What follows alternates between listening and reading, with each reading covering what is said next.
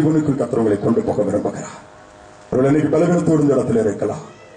கிறிஸ்துவின் ஆவியானவர்கள் இருக்கிறபடியினால் ரோமர்கள் நிருபத்தில் ஒரு வசனத்தை கடைசியாக வாசிக்கலாம். ரோமர் 8:9 11 வசனத்தை வாசிக்க கேட்போம். ரோமர்கள் நிருபம் 8 அதிகாரம் 9, 11. தேவனுடைய ஆவி உங்களில் வாசமாயிருந்தால் நீங்கள் மாம்சத்துக்குட்பட்டவர்களாய் இராமல் ஆவிக்குட்பட்டவர்களாய் இருப்பீர்கள். கிறிஸ்துவின் ஆவி இல்லாதவன் அவருடையவன் அல்ல. அன்றியும் இயேசுவை மரித்தோரிலிருந்து எழுப்பினவருடைய ஆவி உங்களில் வாசமாயிருந்தால் மரித்தோரிலிருந்து எழுப்பினவருடைய ஆவி உங்களில் வாசமாயிருந்தால் கிறிஸ்துவை மரித்தோரிலிருந்து எழுப்பினவர் உங்களில் வாசமாயிருக்கிற நம்முடைய ஆவியினாலே நம்முடைய அந்த பரிசுத்த ஆவியினாலே சாவுக்கேதுவான உங்கள் சரீரங்களை உயிர்ப்பிப்பாராம். மரணத்துக்கு உள்ளதை உங்கள் ஜீவனுக்குள் கொண்டு போய் விடுவாராம். என்ன சொல்லுகிறது? யோவான் 3:5 ஒருவன் மறுபடியும் பிறக்காவிட்டால், ஜலத்தினால் ஆவியினால் மறுபடியும் பிறக்காவிட்டால் தேவனுடைய ராஜ்யத்திலே பிரவேசிப்பதில்லையா? ஐயா, அபிஷேகம் முக்கியங்க. என்னமோ பேசுறாங்க, என்னமோ கத்துறாங்க, என்னமோ சொல்றாங்க, ஏதோ ஆவியானு சொல்லிட்டு நீங்க அசெப்ட் பண்ணாதங்க. ஜீவன் இல்லாம போயிடும் நம்முடைய வாழ்க்கை. நோ, இது ஆவியானுடைய நாட்கள். இந்த நாட்கள்ல புறக்கணிச்சிட்டோம்னா இன்னொரு நாள் வரும், தேடினாலும் கிடைக்காது. கைவிடப்பட்ட நிலைமையில புத்தி இல்லாத கன்னிகளைப் போல அலைய நேரிடம் வேண்டாம். அந்த நிலைமையில வந்து திருச்சபைக்கு வரக்கூடாது. கர்த்தரை ஆசீர்வதிக்க விரும்புகிறவன் நினைவு கூறுகிறபடி அந்த காரியங்களை பேசிக் கொண்டிருக்கிறான். எல்லா பகுதியிலும் உலகத்தில் எவ்வளவு டெக்னாலஜி வந்துருச்சு, எவ்வளவு கண்டுபிடிச்சிட்டோம், எவ்வளவு தூரத்துல பறக்கிறத கூட இங்கிருந்து மானிட்டர் பண்ண முடியும். ரேடார்ஸ் இருக்குன்னா ஒரு விமானம் போச்சு, இன்னைக்கு வரை கண்டுபிடிக்க முடியல எங்க போச்சுட்டு. மாசம் ஆயிடுச்சு. என்னுடைய தேவனுடைய கரத்தின் கிரியைகளை சேலஞ்ச் பண்ண முடியாது. Don't underestimate his power. வல்லமை மட்டுப்படுத்தவும் முடியாது. பகற்காலத்தில் நாம் வாழ்ந்து கொண்டிருக்கிறோம். இது கிருபை நாட்கள், இது ஆவியானுடைய நாட்கள். யாரும் கிரியை செய்யக்கூடாத நாட்களும் வருகிறது. கதவுகள் பூட்டப்படக்கூடிய நாட்கள் வருகிறது. சுதந்திரமாய் கூட்டங்களை நடத்துகிறோம், தேவனுடைய நாமத்தை பிரஸ்தாபப்படுத்துகிறோம், ஆலயங்களில் ஆராதனைகளை நடத்துகிறோம், தேவனை மகிமைப்படுத்துகிறோம். ஒரு நாள் வரும், அதற்கு முன்பாக நாம் தேவனுடைய காரியத்தை செய்ய வேண்டும் என்று சொல்லி ஆண்டவர் எதிர்பார்க்கிறார். சம்பவத்தை சொல்லி நான் ஜெபத்துக்கு நடத்த விரும்புகிறேன். எப்பொழுதும் நான் பிரச்சனைகள் அதிகமாக வருகிறது, நான் தேவனுடைய சமூகத்திற்கு போவேன். போவதற்கு முன்பாக நான் எதற்காக ஜெபிக்க போகிறேன் என்பதை நான் எழுதி வைத்துக் கொள்வேன். தீர்மானம் எடுத்துட்டு தான் போவேன். வந்த ஒருத்தரை பிடிச்சு பேட்டி கேட்டா என்ன சொல்லுவீங்க? எங்க வந்தீங்க? இன்னைக்கு கன்வென்ஷன் கூட்டம் போறோம். சரி, அங்க போய் என்ன பண்ணுவீங்க? உட்காந்து செய்தி கேட்டுட்டு வருவேன். சரி, எப்ப என்ன ஜோம் பண்ணீங்க? எதுக்காக ஜோம் பண்ணீங்க? ஏதோ ஒரு ஜோம் பண்ணிட்டு வருவேன். திருப்பி கேளுங்க, ஏதோ ஜோம் பண்ணிட்டு வருவேன். கரெக்டா தெளிவா சொல்லிட மாட்டோம். திருப்பி கொஞ்சம் யோசிங்கன்னா, எனக்கு ஜோம் பண்ணுவேன், என் பிள்ளைக்கு ஜோம் பண்ணுவேன், என் பேர பிள்ளைக்கும் ஜோம் பண்ணுவேன், தூர தேசத்துல ஒரு பையன் இருக்கு அவனுக்கு ஜோம் பண்ணுவேன், அப்புறம் வீட்டு பக்கத்துல ஒரு பிரச்சனை வந்துட்டே இருக்குது அது மாறணும்னு ஜோம் பண்ணுவேன். அடிப்போம். அதுக்கப்புறம் தான் யோசிப்போம். இது ஒர்க் அவுட் ஆகாது. ஆண்டவர் என்ன பண்ணுவார் தெரியுமா? தெளிவா அந்த சமூகத்துக்கு நான் எப்பவுமே அதான் செய்வேன். ஆண்டவர் இந்த காரியத்தின் நிமித்தம் உம்மிடத்தில் வந்திருக்கிற எனக்கு பதில் கொடுங்க. ஆண்டவர் என்ன பண்ணுவார்? ஜெபத்துக்கு எஸ் சொல்லுவார், நோ சொல்லுவார், வெயிட் சொல்லுவார். நீங்க கேள்விப்பட்டிருப்பீங்க. மத்தேயு 6:6 வாசித்து பாருங்க. அதுல ஒரு சீக்ரெட் ஆண்டவர் வச்சிருக்கிறாரு. சில காரியத்துக்கு ஆண்டவர் பேசவே மாட்டார், பதிலே உனக்கு வராது. மத்தேயு 6 அதிகாரம் 6 வசனம். நீயோ ஜெபம் பண்ணும் பொழுது உன் அறை வீட்டுக்குள் பிரவேசித்து உன் கதவை பூட்டி அந்தரங்கத்தில் இருக்கிற உன் பிதாவை நோக்கி ஜெபம் பண்ணு. அப்பொழுது அந்தரங்கத்தில் பார்க்கிற உன் பிதா வெளியரங்கமாய் உனக்கு பலன் அளிப்பார். இந்த இடத்துல பதில் கொடுப்பாருன்னு சொல்லலங்க, பதில் கொடுப்பாருன்னு சொல்லி இருக்குது. பலன் கொடுப்பாரா? உன் ஜெபம் கேட்கப்பட்டதை தேவனுடைய கிரியைகளின் மூலமா நீ வெளியே போகும்போது பாப்பா. கொஞ்ச நாள் குடும்ப வாழ்க்கையில பாப்பீங்க. எதற்காக பிள்ளைகளுக்காக ஜெபிக்கும்போது பிள்ளைகள் வாழ்க்கையில் மாற்றத்தை பார்ப்பீர்கள். உன் வியாபாரத்துக்காக ஜெபிக்கும் வியாபாரம் ஆசீர்வதிக்கதை பார்த்திருப்பார். மற்றவர்கள் போய் வியாபாரம் இல்லை, வசதி இல்லை, இப்படி இருக்குது புலம்போதை நிறுத்திவிட்டு கம் டு காட் பிரசன்ஸ், தேவனுடைய சமூகத்துக்கு வாங்க. இறுதித்து கிழிச்சு ஆண்டவர் எனக்கு இந்த நிலைமை சொல்லுங்க, கொட்டுங்க, பார்த்துக் கொள்வார். அதை கண்டிப்பாக செய்வார். தீர்மானத்தோட ஆண்டவர் சமூகத்துக்கு சர்ச்சைக்கு வாங்க. இந்த காரியத்துக்கு நான் ஜெபிக்க போறேன், கர்த்தர் எனக்கு உதவி செய்வார். அந்த ஒரு விசுவாசத்தோடு செய்வார். அவனுடைய சமூகத்தில் நான் எப்பவும் போனாலும் அப்படிதான் 4 பாயிண்ட் நான் எழுதி வச்சுட்டு போனேன். இது ஒரு 10 ஆண்டுக்கு முன்னாடி நடந்த சம்பவத்தை சொல்றேன். எப்பவுமே அப்படிதான் போவேன். அதிக பிரச்சனையா ஆண்டவரே எனக்கு இது பதில் தெரியும் சொல்லி எழுதிட்டு ஒரு நாள் ஒரு குறிப்பிட்ட மலையில போய் ஜெபம் பண்ண நான் போனேன். காலையில எந்திரிச்சிட்டேன். ஆண்டவர்கிட்ட போய் கேட்டேன், நீ பதில் கொடுக்கணும், மலையை விட்டு நான் கீழே இறங்கி வர மாட்டேன். இறங்கி வரமாட்டேன். 3 மணி நேரம் முழங்கால் நின்று ஜெபம் பண்ண ஆண்டவர் என்ன பேசல. வேதத்தை வாசித்து பார்த்து அப்பவும் பதில் வரல, பேசல. பக்கத்துல ஒரு 3 மணி நேரம் ஒரு மனுஷன் வந்து உட்கார்ந்து, ஒரு 35 வயசு இருக்கும், ஒரு லுங்கி கட்டிருந்தான், ஒரு சட்டையத்துக்கு மேல போட்டுதான், பனியன் தான் போட்டுதான், செருப்பும் கிடையாது, ஒண்ணும் கிடையாது. நான் நினைச்சேன் இவன் ஆடு மேய்க்கிற ஆளா இருப்பான், அந்த பக்கத்துல மலையில ஏதாவது ஒரு வேலை இருக்குன்னு சொல்லி நான் அவனை டிஸ்டர்ப் பண்ணல. எப்பவும் பார்த்தா கூப்பிட்டு பேசி யார் வந்தாங்க கூட ஜெபிக்கிற எனக்கு நானே உடைந்து போயிருந்தபடியினால் நான் அவனை கண்டு கொள்ளவே இல்லை. அவன் பக்கத்திலேயே உட்கார்ந்து நீ பார்த்துட்டே இருந்தான். என் கையில இருக்க பைபிள் என்னன்னு கேட்டான். போயா வாய முடித்து போயான்ட்டேன். நானே மனுஷன் வந்து நூலாய் போய் வந்திருக்கேன், இவருக்கு வேற இதை கேள்வி கேட்கிறாருன்னு சொல்லிட்டேன். திருப்பி நான் ஜெபம் பண்ணின்னு பார்த்தேன். ஆண்டவர் ஒன்னும் பேசல. டைம் ஆயிடுச்சு, கிளம்பலான்னு சொல்லிட்டு என்ன பண்ணலான்னு யோசிச்சிருக்கோம். அந்த மனுஷனை கூட வா அப்படின்னா வந்தான். நீ யாரு அப்படின்னு சொல்லி கேட்டேன். எனக்கு தண்டையார்பேட்டை. சரி, நான் மீன் பிடிக்கிற தொழில், கடலுக்குள்ள போவேன். வாரத்துக்கு 2-3 நாள் தான் வருவேன். 2 வருஷம் தான் இது கல்யாணம் முடிஞ்சு. எனக்கு என் ஒய்ஃபுக்கும் பிரச்சனை. இன்னைக்கும் ஒரே பிரச்சனை, நான் சாகிறதுக்கு இங்க வந்திருக்கிறேன். சாக போறேன் அப்படின்னா, ஐயா சாகிறதுக்கு வந்திருக்கிறேன், என் பிரச்சனை கொஞ்சம் ஓரம் கட்டி வச்சுட்டு பைபிள் எடுத்துட்டு மீன் பிடிக்கிற பேதுரு எடுத்து கொஞ்சம் வார்த்தையை சொல்லிட்டு எல்லாம் பண்ணிட்டு, நீ சாகாதையா, நீ உயிரோட இரு, நீ ஏன் சாகணும் சரியான்னு சொல்லி அவனை கொஞ்சம் தேட்டிட்டு, அதோடு மட்டுமல்ல அவனுக்கு ஜெபம் பண்ணி ஆண்டவர் சில காரியங்களை வெளிப்படுத்தினார், பேசி தைரியப்படுத்திட்டு அவனுக்கு கூட ஆண்டவர் பேசினார், எனக்கு பேச மாட்டேன்ட்டாரு. நிறைய நேரம் நம்முடைய வாழ்க்கையில் அப்படிதான் ஆயிப்போகுது. நம்ம ஜபிச்சு யாருக்கெல்லாம் அற்புதம் நடக்கும். அதுலயே ஒரு நோக்கத்தை ஆண்டவர் வச்சிருப்பாரு, பின்னாடி நான் வரேன். அதுக்கு அடுத்து என்ன பண்ண, ஒரு ஜபத்தை சொல்லி கொடுத்தேன். அந்த ஜபத்தை நீ ஜெபம் பண்ணுப்பான்னு சொல்லிட்டு நான் பைபிள் எடுத்துட்டு ஒரு 4 ஸ்டெப் எடுத்து நடந்து போக ஆரம்பிச்சிட்டேன். தம்பின்னு கூப்பிட்டாரு. என்னடா அந்த திருப்பி கூப்பிடான்னு திரும்பி பார்த்தேன். நான் உங்களுக்கு ஜெபம் பண்ணலாமா அப்படின்னா, நான் உனக்கு ஜெபம் பண்ணலாம்பா. எனக்கு ஷாக் ஆகி தூக்கி வாரி போட்டுச்சு. இந்த மனுஷன் சாவறதுக்கு வந்தாரு, இந்த மனுஷன் சாக போறாரு, அதுவும் நம்ம ஜெபத்தை சொல்லி கொடுத்துருக்கு, நமக்கு ஜெபம் பண்ண போறாரா? நமக்கு டைம் ஆயிடுச்சு, கிளம்பலான்னு சொல்லி போகும்போது சரி அடுத்த விவசாயம் நம்ம போயிட்டு வந்தா திருப்பி செத்துக்கிட்டு போயிடக்கூடாது. ரைட் வாடா, முழங்கால் போடலாம். நானும் முழங்கால் போட்டேன், அவரும் முழங்கால் போட்டாரு. கையை அப்படி வச்சுட்டாரு, கண்ணை மூடிட்டாரு. ஏசவே ஏசப்பான்னு நான் சொல்லி கொடுத்தது பாதி மறந்துச்சு. ஏசப்பா ஏசப்பா ஏசப்பா தான். ஒரு நானும் டைம் பாக்குற 1 நிமிஷம் ஆகுது, 2 நிமிஷம் ஆகுது, கண்ணை முடிச்சு பாக்குற சரியா மாட்டிக்கிட்டோம். அன்னைக்கு அவ்வளவுதான், நம்ம கதை முடிஞ்சுது. எந்திரிச்சு போயிடலாமான்னு பாக்குறேன். அந்த மனுஷன் சத்தத்தை உயர்த்தி ஏசப்பா ஏசப்பான்னு கூப்பிட்டு கிடக்கிறாரு, கண்ணை மூடி உற்சாகமா. எனக்கு ஒண்ணுமே புரியல, என்ன பண்ணு. ஒரு 4 நிமிஷம் 5 நிமிஷம் ஆச்சுது. திடீர்னு ஆவியான அந்த மனுஷன் மேல இறங்கினாரு. தம்பி நீ 4 பாயிண்ட் எடுத்துட்டு ஜபிக்க வந்திருக்கிறா. ஃபர்ஸ்ட் பாயிண்ட், உன் குடும்பத்தில் உள்ள பிரச்சனை என்ன பண்ணலாம்னு சொல்லி இந்த மாதம் 3ஆம் தேதி என் தேவன் விதமாய் மாற்றுகிறார். 2வது, உன்னுடைய வேலை ஸ்தலத்தில் இந்த மாதிரி இந்த இடத்துல உயர்த்தி இந்த கர்த்தர் கனப்படுத்துவார். அடுத்த ஊழியத்தை குறித்து நீ வல்லமையா தேவனை எடுத்து பயன்படுத்துகிற நாட்கள் வருகிறது. மோசையோடு இருந்தது போல உன்னோடு கூட இருப்பேன். ஆண்டுடைய வார்த்தை மூலம் 4 பாயிண்ட் எழுதி வைத்தது அவருக்கும் தெரியாது. வேதத்துக்குள் இருக்கிறதை சொல்லி சொல்லி நடக்க போகிற நாட்கள் காரியங்கள் எல்லாவற்றையும் தேவன் பேச ஆரம்பித்தார். அவ்வளவுதான், வல்லமை இறங்கின, தூக்கி எறியப்பட்டேன். அங்க போய் விழுந்து கிடந்தேன். இந்த மனுஷன் இன்னொரு பக்கத்தில் விழுந்து கிடக்கிறாரு. சில நிமிடங்கள் அப்படியே தாமதித்தது. எழுந்தேன். அவரை எழுந்தால் அவருக்கு என்ன நடந்ததுன்னே தெரியவில்லை. தட்டி கொடுத்து கை கொடுத்து விட்டு நான் சந்தோஷமா கீழே இறங்கி வந்தேன். அவருடைய மரணத்தையும் கர்த்தர் உடைத்து ஜீவனுக்குள்ளே வாழும்படியாய் அனுப்பினார். என்னுடைய ஜெபத்திற்கும் பதிலை கொடுத்தார். என் தேவன் நினைத்தால் சாக போகிறவனை கூட தடுத்து நிறுத்தி தன்னுடைய வல்லமை அவனுக்குள்ள வைத்து உனக்கு தீர்க்கதரிசனம் சொல்லுகிறவரை மாற்ற முடியும். வாழும்படியாக தேவனுடைய நாமத்தை மகிமைப்படுத்தும்படியாக பரம்பரையா கிறிஸ்துவை ஆராதிக்கிற நாம், பரம்பரையா கிறிஸ்துவன் சொல்லுகிற நாம் இன்று ஆவியும் இன்று அனலும் என்று இருந்து கொண்டிருப்போமானால் எத்தனை பரிதாபமாக இருக்கிறது. அந்த கிறிஸ்துவின் ஜீவனை நமக்கு இறங்கும்படியாக விட்டுக் கொடுப்போம்.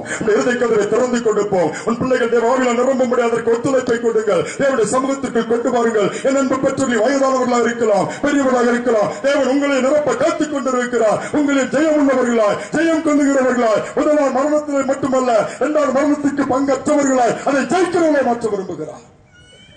ஒரு தீர்மானம் எடுப்பீங்களா? இந்த கிறிஸ்துவின் ஆவியாகிய ஜீவன் நமக்குள் வரும்போது, இந்த பரிசுத்தவன் உள்ள வரும்பொழுது இந்த சரீரம் ஜீவன் உள்ளதாய் மாறுகிறது. பவுல் அதைத்தான் சொல்லுகிறார். மரணமோ ஜீவனோ நஷ்டமோ கஷ்டமோ எதுவாக இருந்தாலும் கிறிஸ்துவின் அன்பை விட்டு பிரிக்க முடியாது. சத்தாலும் கிறிஸ்துவோட சாலை, உயிர்த்தாலும் அவரோட கூடலாம். இப்படி பிரிக்க முடியாத ஒரு வாழ்க்கை தான் கிறிஸ்தவ வாழ்க்கை. இன்னைக்கு கர்த்தர் அப்படிப்பட்ட ஒரு ஆசீர்வாதத்தை கொடுக்க போறாரு. ஒவ்வொருவரையும் தொடப்பாரு. அவருடைய வல்லமை தொடப்பாது. ஒவ்வொருடைய இருதயத்தில் இருக்க சஞ்சலத்தை எடுத்துக்கொண்டு ஆவினால் நிரப்ப போறாரு. அவர் வாசம் பண்ணும்படி உங்கள் இருதய கதவை எனக்கு திறந்து கொடுங்க. He is knocking your door. இந்த வாசல் படி நின்று தட்டுகிறேன். ஒருவரின் சத்தத்தை கேட்டு கதவை திறந்தால் உட்பிரவேசித்து அவனோடு போஜனம் பண்ணுவேன், அவன் என்னோடு போஜனம் பண்ணுவான். கதவின் சத்தத்தை அல்ல, என் நேசருடைய சத்தம், பெரியவே, என் உத்தமியே, என் ரூபாவுடைய கதவை திற. உனக்குள் வந்து தங்கி இருக்க விரும்புறேங்கிறார். எவ்வளவு நாள் வெயிட் பண்ண வைப்பீங்க வெளியே? உங்களோட 5 நிமிஷம் ஒரு ஆபீஸ்ல வெயிட் பண்ணதுல எவ்வளவு கோபம் வருது. Jesus is still waiting. இந்த இதயத்துக்குள் வரும்படி காத்துக் கொண்டு இருக்கிறார். இதய கதவை திறந்து கொடுங்கள். உங்களுக்குள் வரும் பொழுது கிறிஸ்துவின் ஜீவன் உங்களுக்குள் இறங்கும். நானோ அழிக்கும்படியாக வரவில்லை, திருடும்படியாக வரவில்லை. திருடன் அழிக்கவும் கொல்லவும் வந்தானே, அவனிடத்தில் உங்களை தப்புவித்து ஜீவன் உண்டாகும்படி வந்திருக்கிறேன் சொன்னார். என் மரணத்திலிருந்து ஜீவனுக்குள் கத்தர் கொண்டு போகிறார். முதலாம் உயிர்த்தெழுதலுக்கு பங்குள்ளவர்கள் பாக்கியவான்கள். அந்த பாக்கியத்தை நாம் பெற்றுக் கொள்ள வேண்டும். 2ஆம் மரணம் நமக்கு வராது. நித்திய காலம் வயசோடு வாழ போறோம். என்ன முடிவெடுக்க போறீங்க? என்னுடைய கருத்துல கொடுப்போமா? எல்லாம் எழுந்து நிற்கலாம், எல்லாம் எழுந்து நிற்போம். நான் சீக்கிரம் முடிக்க வரும். அதற்கு முன்பாக நம்மளை அர்ப்பணித்து ஆண்டுடைய பிரசனம் நம்ம நிரப்பணும். ஆண்டுடைய வல்லமை ஒவ்வொருவரையும் நிரப்பணும் என்று ஆண்டவர் எதிர்பார்க்கிறாரு. ஆண்டுடைய கருத்தை முழுவதும் தாழ்த்தி ஒப்பு கொடுப்போம், தாழ்த்தி ஒப்பு கொடுப்போம். Thank you holy spirit, thank you holy spirit. அவருடைய கருத்தை ஒவ்வொரு கண்கள் யாரும் வேடிக்கை பார்க்க கூடாது. ஆண்டுடைய பிரசனங்களை நிரப்ப விரும்புகிறது. எப்படிப்பட்ட நிலைமையிலே எங்க இருந்தாலும் சரி, எங்கு வாழ்ந்து கொண்டிருந்தாலும் ஆண்டுடைய கருத்தை முழுவதுமா கொடுங்க. Thank you Lord. அந்த ஆவியானவர் உங்களுக்கு மேல் வந்து தங்கி இருக்க வேண்டியது ஆவியானவருடைய நாட்கள். இந்த பரிசுத்தாவி என்று முன்மாறி பின்மாறி ஊற்றப்படுகிற ஒரு நாட்கள்.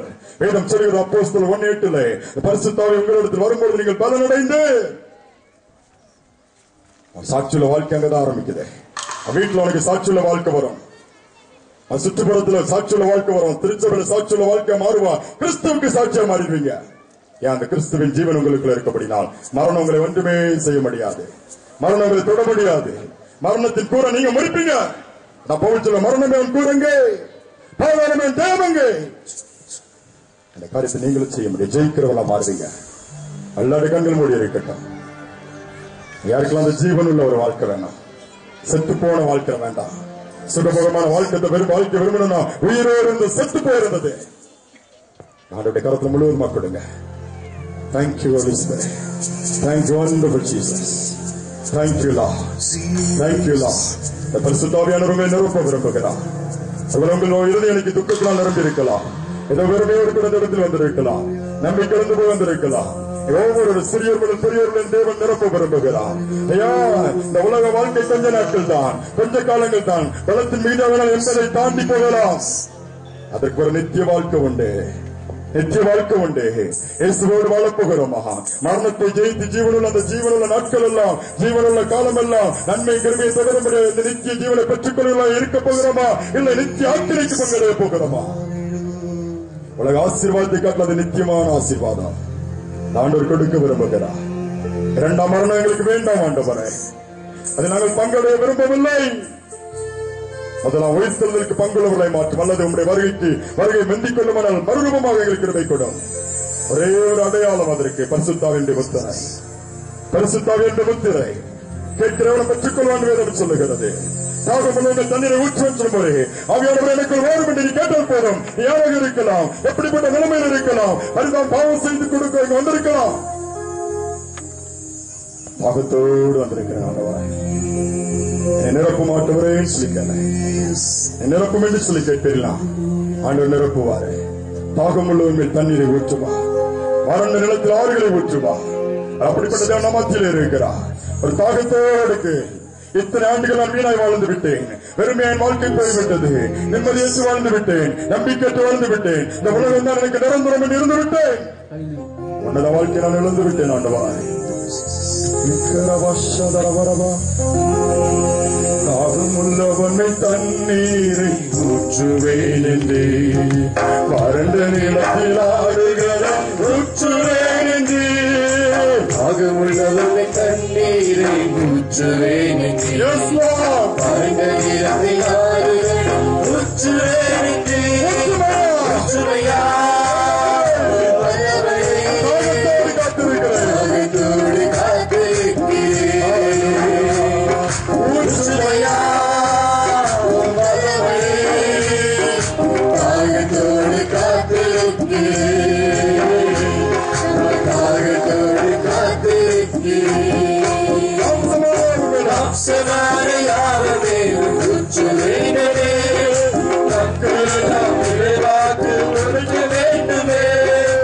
மாம்சமான யாவமேலும் ஊற்ற வேண்டுமே, மக்களெல்லாம் நிறைவாக்கு உரைக்க வேண்டுமே.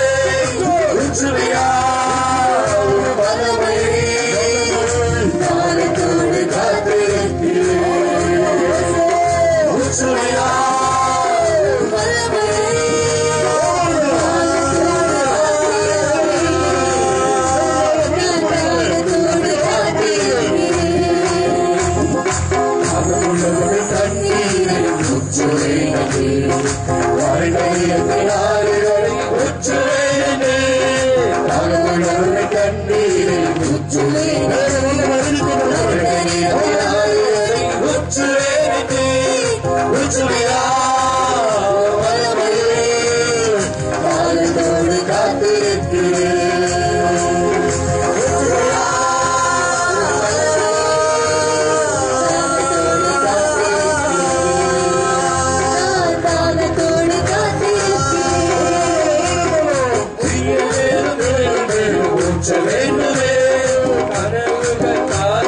காண வேண்டுமே, புரியவே ஊற்ற வேண்டுமே, கனவுகள் காட்சிகள் காண வேண்டுமே.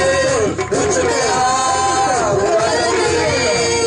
காலத்தோடு காத்திருக்கிறேன். ஊற்றுவையா வல்லமை, காலத்தோடு காத்திருக்கிறேன். காலத்தோடு காத்திருக்கிறேன். கனமுள்ளவனை தண்ணீரை ஊற்ற வேண்டுமே, மரணியத்தில் ஆறுகளை ஊற்ற வேண்டுமே. தாகமுள்ளவர்கள் தண்ணீரை ஊற்ற வேண்டுமே, மரணியத்தில் ஆறுகளை ஊற்ற வேண்டுமே. ஊற்றுவையா வல்லமை, தாகத்தோடு காத்திருக்கிறேன்.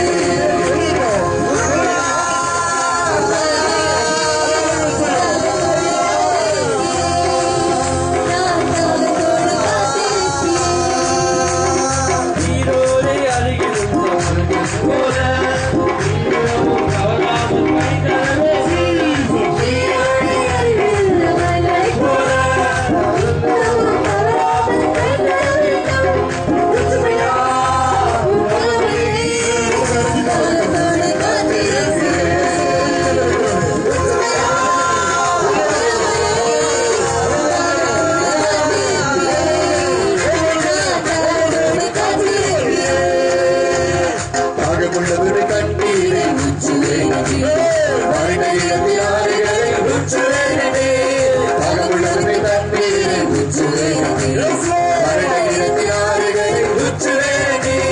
ஊற்றுவையா வல்லமையே, தாகத்தோடு காத்திருக்கிறேன். ஊற்றுவையா வல்லமையே, தாகத்தோடு காத்திருக்கிறேன். ஊற்றுவையா தாகத்தோடு காத்திருக்கிறேன்.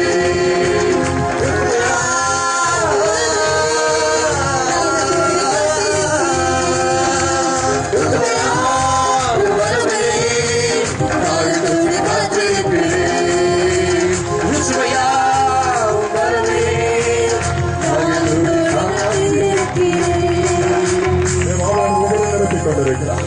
வல்லமை, தாகத்தோடு கடைசி வரை வல்லமையின் கருத்தை நான் பார்க்கிறேன். வல்லமையின் ஆவியான வசதியோடு பார்க்கிறேன். வேதம் சொன்ன வண்ணமாய் 2 படி கர்த்தருடைய ஆவியானவர், கர்த்தருடைய ஆவியானவர், கர்த்தருடைய ஆவியானவர், கர்த்தருடைய ஆவி எங்களுக்கு விடுதலை உண்டு.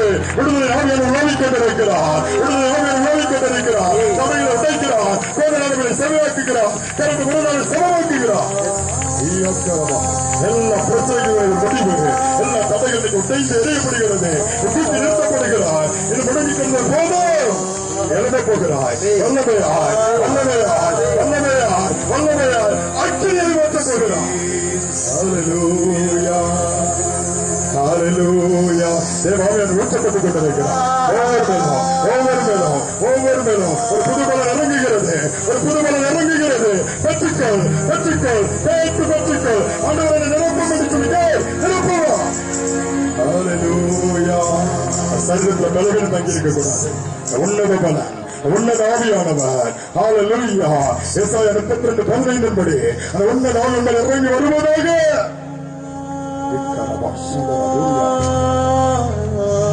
பிரகாசம் முழுவதும் இறங்கியிருக்கிறது. இறங்கிக் கொண்டிருக்கிறது. அநேக சிறப்பு சுகங்கள் நடைபெற்றுக் கொண்டிருக்கிறது. தேவனுடைய வல்லம் இறங்கி அற்புதங்களை செய்து கொண்டிருக்கிறார். ஆகியோர் விடுவித்துக் கொண்டிருக்கிறார். சிந்தனையில போராடி அநேக சிந்தனைக்கு ஒரு விடுதலை உண்டாகிறது. உண்டாகிறது. ஹல்லேலூயா, ஹல்லேலூயா, ஹல்லேலூயா, ஹல்லேலூயா, ஹல்லேலூயா. நல்ல பொல்லாத சத்துருவின் சத்தங்கள் நின்று போகிறது. சில காரியங்களிலே நீ ஏன் வாழ்கிறாய்? நீ ஏன் வாழ்கிறாய்? உனக்கு என்ன எதிர்காலம் இருக்கிறது? நீ சாகலாம் என்று சொல்லி சாவுக்கு தூண்டுகிற மரணத்துக்கு நடத்துகிற பொல்லாத ஆவிகள் உன்னை விட்டு வெளியேறுகிறது.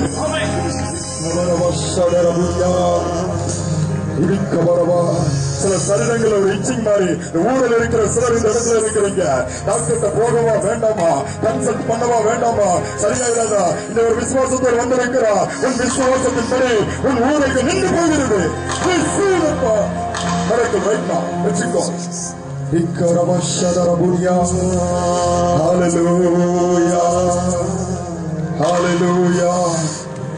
நடுத்தர வயதுள்ள மனிதர்கள் இருக்கிறார்.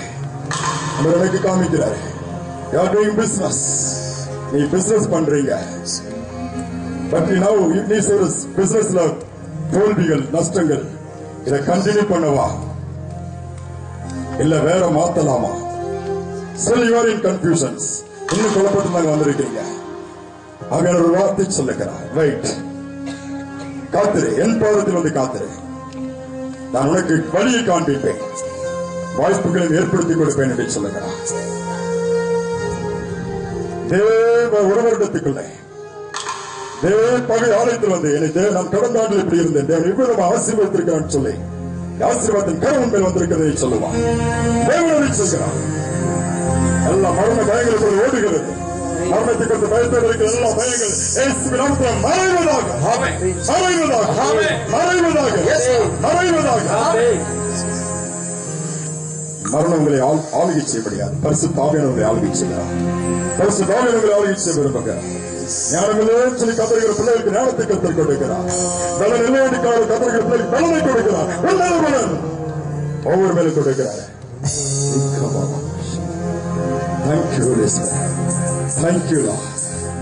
ஒவ்வொரு பெரியவரை கத்தர் விசாரிக்கிறார். அன்பற்ற நிலைமையில சிலர் வந்திருக்கிறீங்க. பிள்ளைகிட்ட நீங்க எதிர்பார்த்த அன்புள்ள அன்பு பெற்றோர்களை கண்ணீரோடு இருக்கிறீங்க. இப்போ உங்களுக்கு பிடிக்கல, எங்கேயாவது போய் எங்கேயாவது உட்கார்ந்து தங்கி காலத்தை கடத்திடலாம்னு சொல்லுங்க. அன்பற்ற தன்மையை கத்தர் மாற்றுகிறேன்னு சொல்லுகிறார். அவங்களை நேசிக்கிறேன்னு சொல்லுகிறார். He loves you. இயேசு உங்களை நேசிக்கிறார். அன்பு பெற்றோர்களை இயேசு உங்களை நேசிக்கிறார். உங்களை ஒதுக்கி வைத்து உங்க பிள்ளைகள் தேடி வருவார்கள். பிள்ளைகள் வாழ்க்கை குறித்து கவலைப்படுகிற பிள்ளைகளுடைய பெற்றோருக்கு கத்தர் சொல்லுகிறார். கர்த்தருடைய சமூகத்துக்கு உன்னுடைய வழக்குகளை உன்னுடைய விண்ணப்பங்களை கொண்டு வா. விசாரித்த சூழ்நிலை மாற்றுவேன் என்று சொல்லுகிறார். Hallelujah. Thank you, Lord. Thank you. Thank you. Thank you.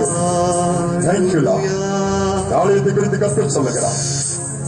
ஒரு சிலர் உண்மையாக இந்த ஆலயத்தினுடைய எக்ஸ்டென்ஷன் இந்த காரியங்களை கர்த்தர் கட்டி எழுப்ப மாட்டார். பல ஆண்டுகள் பலர் முயற்சியில் தோற்று போன நிலைமையிலே உங்களுடைய கண்ணீரின் உங்களுடைய கண்ணீரின் ஜெபத்தை கர்த்தர் கேட்டேன் என்று சொல்லுகிறார். அதோடு மட்டுமல்ல, தேவனுக்கு ஒரு வருத்தம். நீங்களும் வச்சிப்பாவில பெரிய வீடுகளில் இருக்கிறீர்கள். என்னுடைய சமூகம் என்னுடைய பிரசவத்துக்கு வரும்போது என்னுடைய நிலைமை இப்படி இருக்கிறது என்று சொல்லி ஒரு பக்கத்தில் வருகை அந்த காரியத்தை கர்த்தர் எனக்கு காண்பிக்கிறார். நாட்கள் வருகிறது, தேவனுக்கு பதிலை கொடுக்கிறார். அது எப்படி இருக்க போகிறது? கர்த்தருடைய கிருபை பெற்ற பிள்ளைகளை கர்த்தர் எழுப்புகிறார். நெகேமியாவுக்குள்ள அதே ஆவி அதே கரம் அந்த அவர் மேல் அமரும் கட்டி எழுப்பப்படும் என்று கர்த்தர் சொல்லுகிறார்.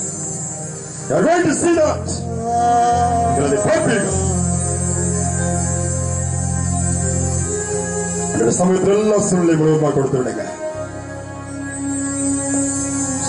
பாவத்திலிருந்து பரிசுத்தத்திற்கு அழைத்த தேவன் உங்கள் அருகில் இருக்கிறார். சாபத்திலிருந்து ஆசீர்வாதத்துக்கு உங்கள் அழைத்த தேவன் அருகில் இருக்கிறார். மரணத்திலிருந்து ஜீவனுக்குள் அழைத்தவர்கள் அருகில் இருக்கிறார். இந்த காலத்தில் உங்களை முழுவதுமாக கொடுப்பீங்களா?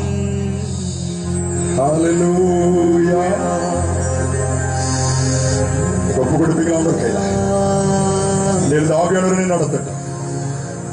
இதுவரை நம்முடைய சுய சித்தத்தின்படி சுய திட்டத்தின்படி நாம் நடந்திருப்போம். ஆவியானவர் நடத்தும்படி ஒப்பு கொடுப்போம். ஒப்புக்கொண்டு ஆவியானவர் முழுவதும் உங்களை ஆட்கொள்வார், அதை வழி நடத்துவார். வேதம் சொல்லுகிற வண்ணமாய் யோவான் 16:13 படி சத்தியாவியாக தேற்றவாளர் வரும்போது சகல சத்தியத்துக்கு நடத்துவாரா. எதிர்காலங்களை உங்களுக்கு சொல்லுவா, நம்பிக்கை கொடுப்பா. எல்லாருடைய கண்கள் மூடி இருக்கட்டும், எல்லாருடைய கண்கள் மூடி இருக்கட்டும்.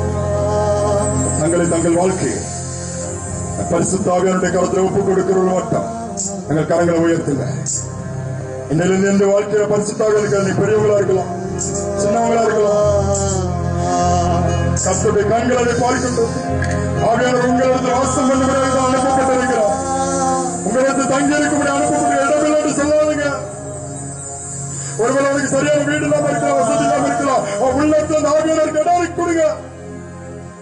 துக்கத்தெல்லாம் சந்தோஷமாய் மாற்றுவார். அவருடைய கரத்தை கர்த்தர் புதுப்பீராக ஊட்டி நிறுத்துவீராக. அவருடைய பிள்ளைகள் எழுத்துக்கள் பிரவேசிங்க. பொறுப்படுத்திக் கொள்ளுங்க, பொறுப்படுத்திக் கொள்ளுங்க. உலகனுடைய கரங்களை கீழே போட்டு விடுங்க. இந்த நாளில் நீங்கள் மாற்றத்தை பார்ப்பீங்க, மறுரூபத்தை பார்ப்பீங்க. வாழ்க்கையிலே சாட்சி இருக்கும்.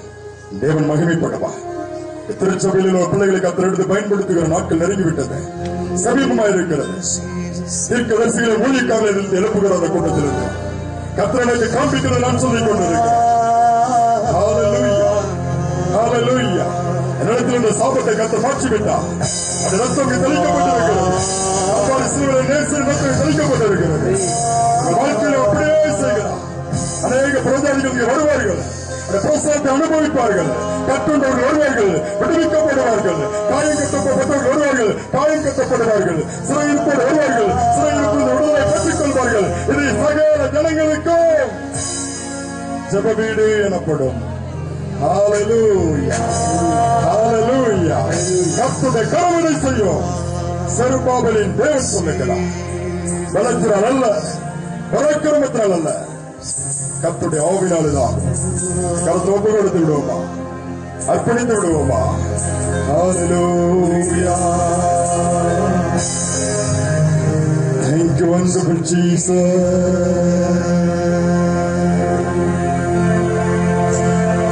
Thank you, Lord. ஒவ்வொருவருக்கும் நான் ஜெபிக்கிறேன். பெரியவர்கள் ஆசீர்வதிங்கப்பா. இந்த பாத்திர பிள்ளைகள் இவ்வளவு நேரம் காத்திருந்திருக்கிறாங்க. எந்த வித துக்கமா இருந்தாலும் இப்போது பாரட்டும், கண்ணீர் துடைக்கப்படும். பெருமூச்சின் சத்தத்தை கேளுங்க ஆண்டவரே.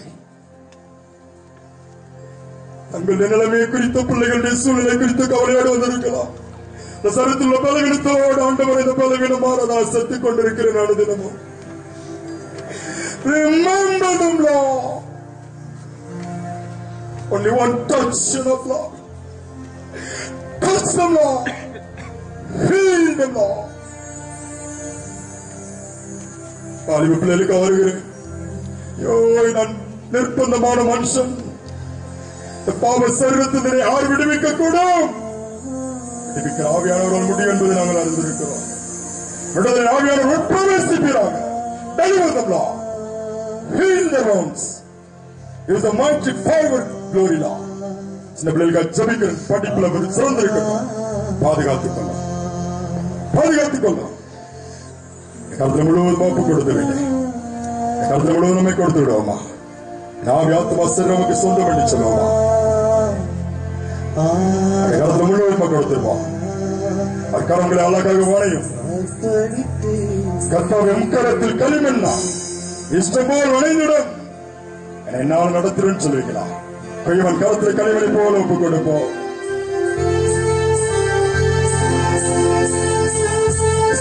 ஆத்மா கருத்து ஆடர்களை கற்றுக் கொடுத்துருவோம்.